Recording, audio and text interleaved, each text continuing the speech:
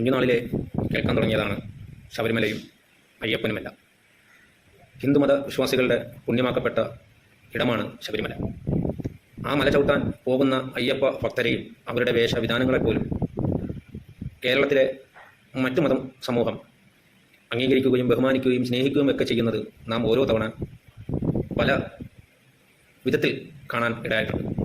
പള്ളികളിൽ പോലും അവർക്ക് ഭക്ഷണങ്ങൾ വിതരണം ചെയ്യാനും നമസ്കരിക്കുന്നിടത്ത് പോലും അവർക്ക് വിശ്രമിക്കാൻ ഇടം കൊടുക്കുന്നത് ഒക്കെ നവമാധ്യമങ്ങളിൽ കൂടെയൊക്കെ നാം കണ്ടതാണ്. ഇന്ന് കാലം മറിയുകയാണ്. ഉത്തരേന്ത്യ മേഖലകളിൽ പയറ്റിത്തെളിഞ്ഞ ചില പൊടിക്കൈകൾ കൊണ്ട് കേരളത്തിലും അധികാരം പിടിക്കാൻ വേണ്ടി, പ്രത്യേകിച്ച് മണ്ഡലകാലത്ത് അയ്യപ്പ ഭക്തർ പ്രാർത്ഥനയ്ക്ക് പോകുന്ന ഈ സമയം തന്നെയാണ് ചിലർ അതിനെ ദുരുപയോഗം ചെയ്തുകൊണ്ടിരിക്കുന്നത്.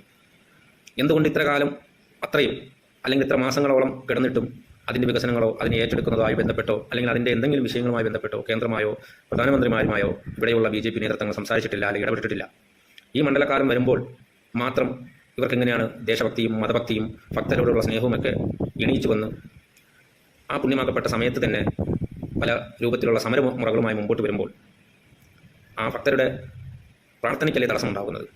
അതുമാത്രമല്ല, വർഗീയതയുടെ വിത്തുകൾ പാകിക്കൊണ്ട് ബാബരും അയ്യപ്പനും എന്താണെന്നും എങ്ങനെയാണെന്നും കൃത്യമായി മനസ്സിലാക്കിയ വ്യക്തികളാണ് മലയാളികൾ.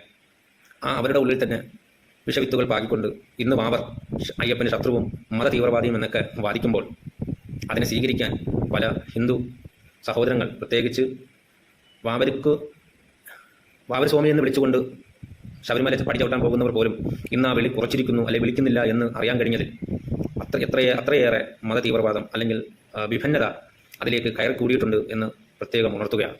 പ്രിയമുള്ള ഹിന്ദു സമൂഹമേ, ഇതുപോലെയുള്ളവരുടെയൊക്കെ വാക്കുകൾ കേട്ടുകൊണ്ട് നിങ്ങൾ പ്രവർത്തിക്കുകയാണെങ്കിൽ തീർച്ചയായിട്ടും ഉത്തരേന്ത്യ മേഖലയെ പോലെ നമ്മുടെ കേരളവും മനുഷ്യനും മനസ്സും രണ്ട് തട്ടിലേക്ക് പോകുന്ന അവസ്ഥയിലേക്ക് എത്തും. അതിന് നിങ്ങൾ മുതിരരുത്, അതിന് വഴിയൊരുക്കരുത് എന്ന് മാത്രമേ പറയാനുള്ളൂ.